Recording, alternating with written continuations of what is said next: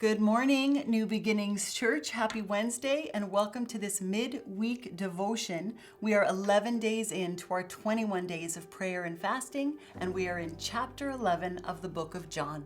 Take a minute, press pause, go read chapter 11, come back and we'll get started. So John chapter 11 holds a very well-known story. It's the story of Lazarus being raised from the dead.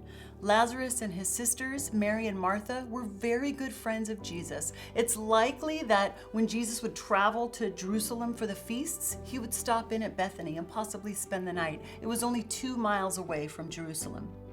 In verse 3, it says this: "The sisters sent word to Jesus saying, 'Lord, behold, he whom you love is sick.'"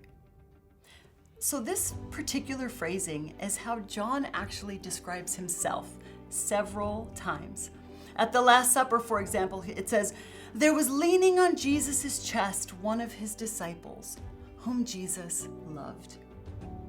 He doesn't use his name, just the title, "the one whom Jesus loved." But John's like, yeah, it was me. So it's kind of interesting that he uses that for himself. I think John is letting us know, hey reader, Lazarus is indeed loved, possibly even intentionally using the title normally reserved for himself. So no matter what you're about to read, know that Jesus loves Lazarus. He wants that to be clear. So we pick up in verse 5. "Now Jesus loved Martha and her sister and Lazarus. So when he heard that he was sick," and we expected to say he grabbed his crew and rushed right over, but that's not what it says. It says he then stayed 2 days longer in the place where he was. Jesus knows something that they don't, and he hints about it in verse 4. "This sickness is not to end in death, but for the glory of God, so that the Son of God may be glorified by it." Jesus has a plan, and he will show up on time. It's just going to be on his time. He knows what he's setting out to do. Jesus knows faith is about to be built and the kingdom is about to grow. So when they arrive in Bethany, we learn that Lazarus has been dead for 4 days.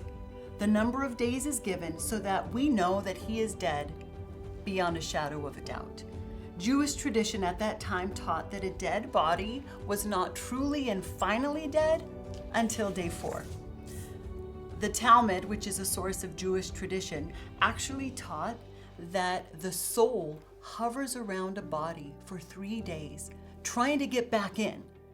And on day 4, when things start to maybe smell a little funky and things start to look a little funky, the soul takes off and does not return. So Jesus waited until even the most faithful would have expended all of their hope and belief.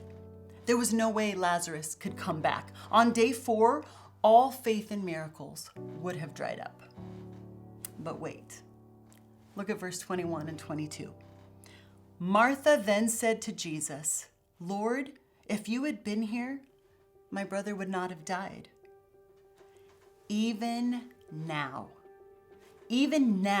I know that whatever you ask of God, God will give you." Not only does she believe that Jesus could have healed him, she still has enough faith to believe that even now, 4 days in, Jesus can still do something about it. And he does.